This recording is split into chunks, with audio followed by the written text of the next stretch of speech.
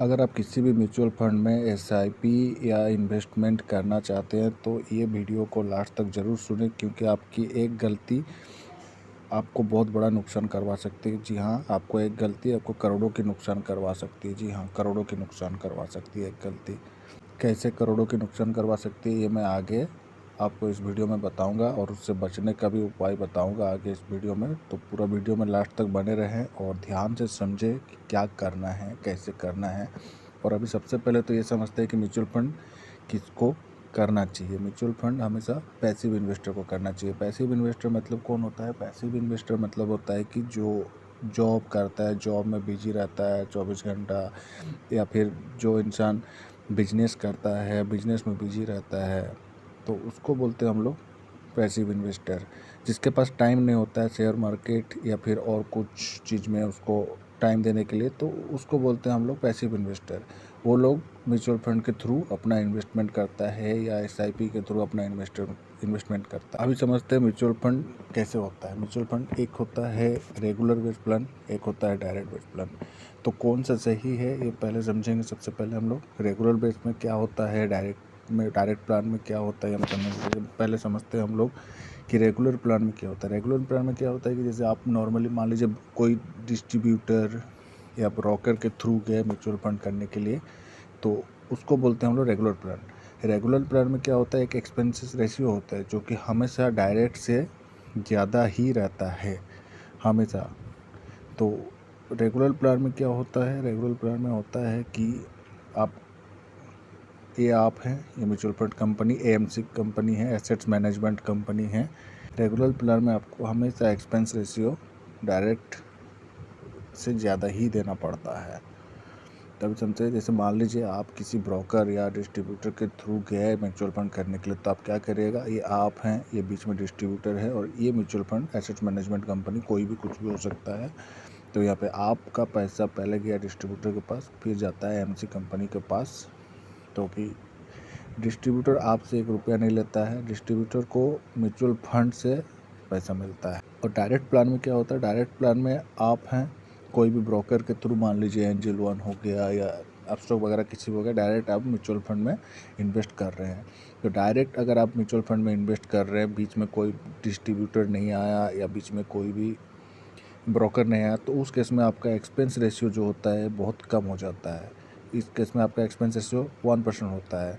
तो अभी आप बोलेगा कि सर 1% में क्या ही फ़र्क पड़ जाता है, ये मैं अभी आपको आगे वीडियो में बताऊंगा कि 1% में क्या फ़र्क पड़ जाता है। 1% बहुत लास्ट में बहुत बड़ा डिफरेंस आ जाता है 1% में, वो मैं आपको अभी आगे वीडियो में बताऊंगा।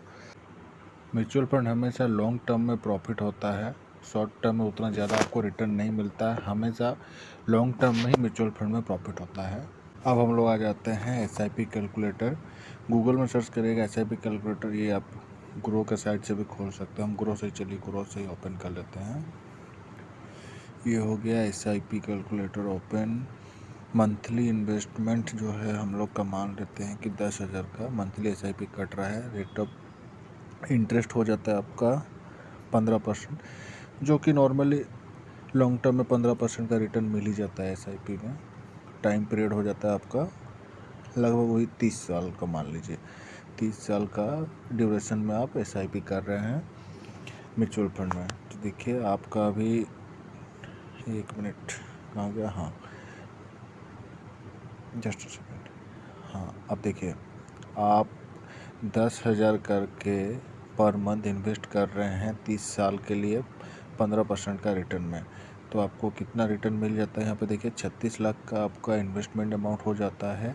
एस्टिमेटेड रिटर्न जो हो जाता है 30 साल के बाद वो होता है आपका 6,64,000 कुछ समथिंग, 98,000 कुछ समथिंग आता है। तो टोटल वैल्यू आपको इन्वेस्टमेंट अमाउंट के साथ मिल जाता है 7 करोड़ रुपया।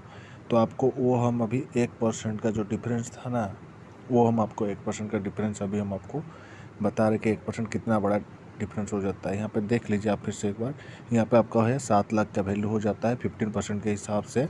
तो अभी हम आपको 15 को 1% कम कर देते हैं, 15 में से 14% कर लेते हैं। उस समय वैल्यू था आपका करीब 7 लाख, तो ये हो गया अभी 5.5 लाख। मोटा मोटी 1.5 करोड़ रुपया का आपको 1% के चलते वहाँ पे 1% के चक्कर में आपको 1.5 करोड़ का लॉस हो रहा है। अब बात करते हैं म्यूचुअल फंड SIP में क्या अपॉर्चुनिटी है और क्या फ़ायदा है, क्या नुकसान है। तो सबसे पहला, no buy on dip opportunity. तो SIP में क्या होता है कि आपको कोई भी बाय ऑन डिप का अपॉर्चुनिटी नहीं मिलता है। जैसे कि आपको शेयर मार्केट में मिलता है कि हाँ, जब भी मान लीजिए मार्केट ऐसे ऐसे चल रहा है, जब मार्केट नीचे इस पॉइंट में आया तो आप उस पॉइंट में एवरेज कर सकते हो उसको। जितना कम में खरीदेगा उतना आपको ज़्यादा प्रॉफिट होगा। लेकिन म्यूचुअल फंड में ऐसा नहीं होता है। म्यूचुअल फंड में आपको हमेशा मार्केट बंद होने के बाद ही खरीदना पड़ता है।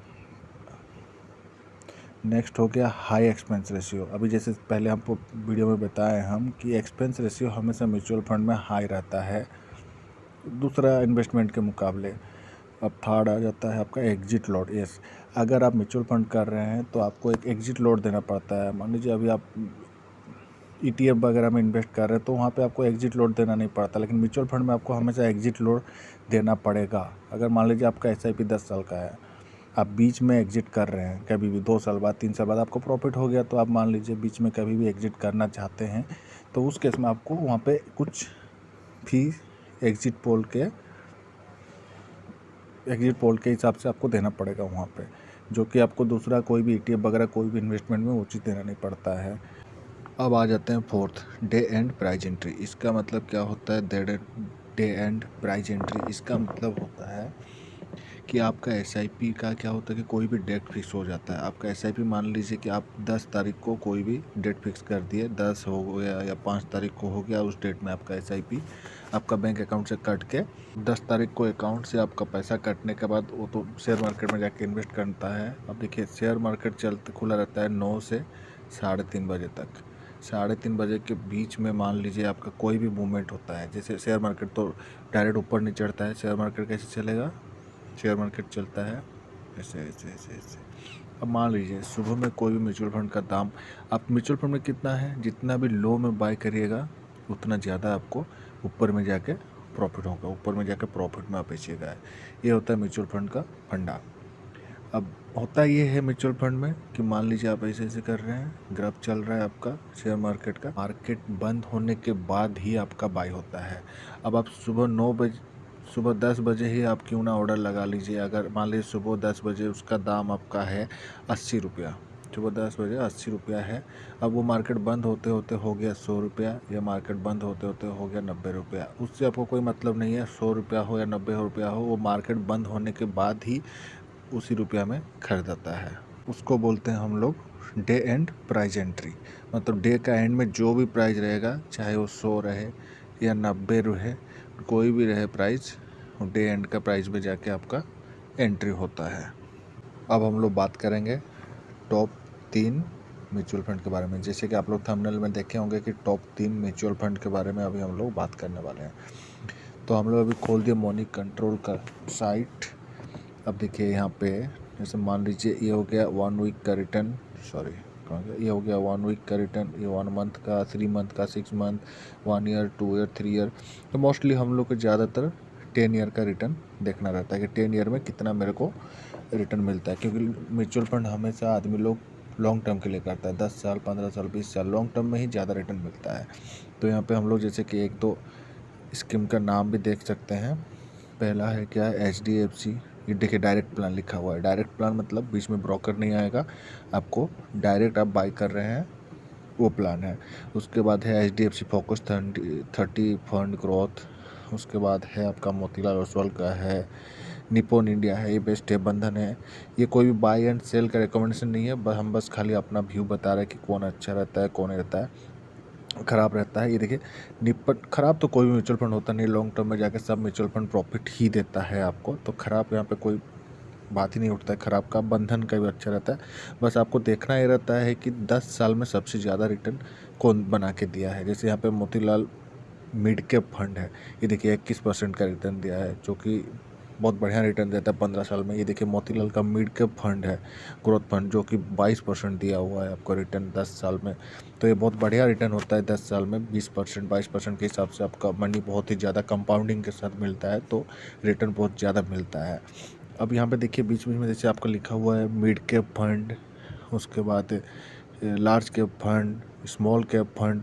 तो ये क्या होता है, मिड कैप, स्मॉल कैप, है ना, और लार्ज कैप क्या होता है। चलिए ये तीनों में थोड़ा सा हम समझ लेते हैं कि लार्ज कैप मतलब क्या होता है। कि लार्ज कैप मतलब जैसे शेयर मार्केट में निफ्टी 50 होता है, निफ्टी 50 में सबसे बड़ा जो स्टॉक का मार्केट कैपिटल रहता है उसको बोलते हैं हम लोग लार्ज कैप। तो उसमें आपका जो भी पैसा आपका बहुत सेफ रहता है उसमें होता है। उसके बाद होता है आपका मिड कैप। मिड कैप मतलब जो मीडियम रेंज वाला कंपनी सब, मीडियम मार्केट वाला कंपनी सब होता है उसको मिड कैप। स्मॉल कैप मतलब सीधा सा है कि हाँ, जिसका मार्केट कैप बहुत ही छोटा है, 1000 का है या 2000 का है, उसको बोलते हैं हम लोग स्मॉल कैप कैटेगरी में आ जाता है। अब बात है कि आपको इन्वेस्टमेंट कहाँ करनी चाहिए, स्मॉल कैप में या मिड कैप में या लार्ज कैप में, तीनों में से कौन सा में आपको इन्वेस्टमेंट करना चाहिए।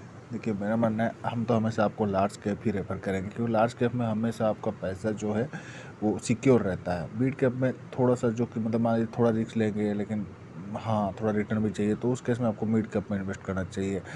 और जो छोटा है सबसे स्मॉल कैप में आपको अगर आप बहुत ही ज़्यादा रिस्क लेने वाले हैं तो आप स्मॉल कैप में कर सकते हैं। हाँ, स्मॉल कैप में ये भी है कि अगर रिस्क ज़्यादा है तो रिटर्न भी ज़्यादा है।